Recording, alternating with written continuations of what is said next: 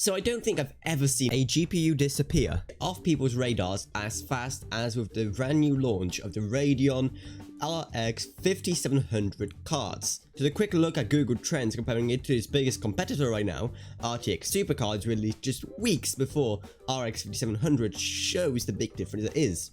But why exactly? Why did the product essentially fail? Well, I definitely found some interesting reasons, but let's start with the most obvious one, and that is that the product simply wasn't good enough. The price to performance value of the cards wasn't great, and the performance itself wasn't anything too groundbreaking, and there weren't any really exciting new features like, you know, fidelity effects. Apparently it's just like a weird over sharpening effect, and well, where on earth is ray tracing? Everyone thought Navi was gonna have ray tracing after the whole PS5 announcement. Another issue, which may be a bit less obvious, is frankly AMD's awful naming conventions. Nvidia's is just great. You have, you know, your generations in front and then your quality or ranking after it. That's how it's been for, you know, generations. But with AMD, you have some RX 500 cards, which everyone is just in love with.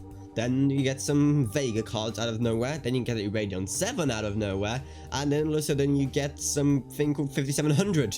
Like, where on earth did that number come from? That can be really confusing to many customers. Another reason is that, I believe at least, that AMD has a really undefined market right now.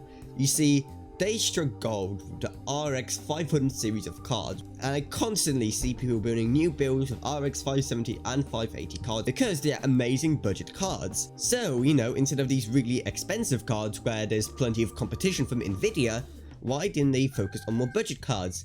And also, because everyone just associates AMD with making really good budget cards, all of a sudden, people are maybe a bit skeptical when they all of a sudden make more expensive cards. And in general, they missed a huge opportunity here. Why didn't they make a Navi that is, you know, around the cost of an RX 570 or a 580? That would have been a great improvement because those cars are, you know, slowly getting kind of old. So why on earth didn't AMD capitalize on that? And the final reason, I believe, is that people simply do not want to believe what happened. Navi was so hyped for years and years. So all of a sudden for it to just end up with a bad launch, with issues like the car just turning off from overheating, making everyone just have awful flashbacks to the Fermi days. Well, people just don't even want to talk about it because everyone just wanted Navi to be good. And since people don't want to talk about it, less people know about it, less people think it's worth buying, less people talk about it online, and everything just goes down. And as you can see, Nvidia is still dominant. Whether that's a good thing or a bad thing, let me know down in the comments below. Also, I'd like to thank my Patreons, Kryken and Barry Yule.